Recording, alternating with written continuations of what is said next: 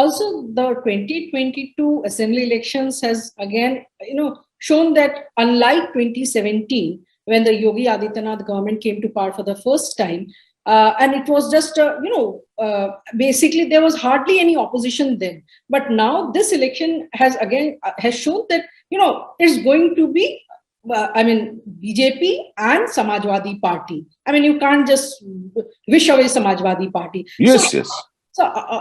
What do you think is Samajwadi Party's prospects from now on, and how do you see them evolving or leveraging whatever numbers they got in this election, which is much higher than the last one? Yeah, good question, because there hasn't been any opposition. I'd called Akhilesh Yadav the challenger, and I'd called him from day one, irrespective of whatever the results are. I still call him the challenger. I also kept on saying constantly on television when I had to sit through the surveys that he needs a personal pull of 7 to 8%, which I feel is now proven right. He did not get that, and therefore his numbers did not. Now, clearly, he has to be there. He has to. I just said on TV something which got very viral. I said the seasonal politics has to stop. Stop behaving like news channels. I don't know what to say. So don't do this 4-month, 3-month politics. Now you'll have to be there. You've created an opposition option, which the state was missing since the decline of Mayawati. There are only clear two options post the Congress collapse. There's a full chapter on the Congress collapse.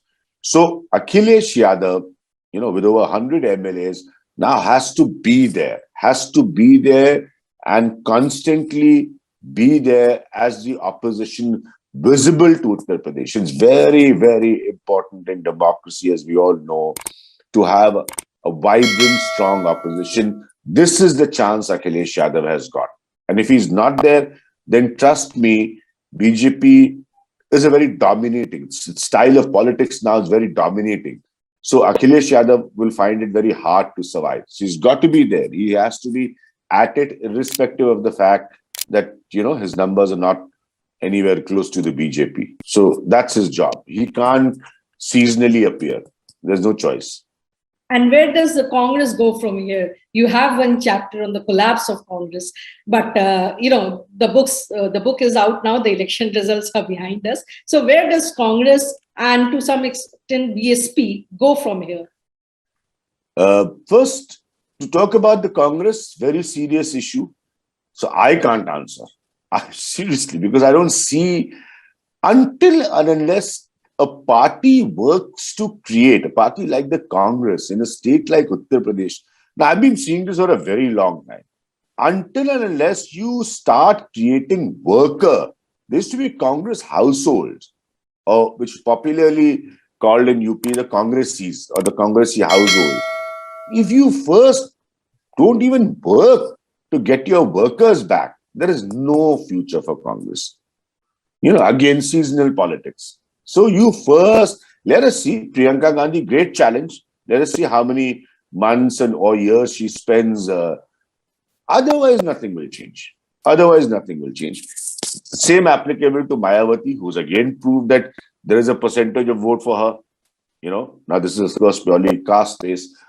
But if you don't want to be there, again the same charge on Mayawati. She's hardly seen. She's barely seen. She appeared out of nowhere in these elections. So, see, BJP is now forcing everyone to tell you one clear line. You want to fight us politically, we are 24/7 politicians.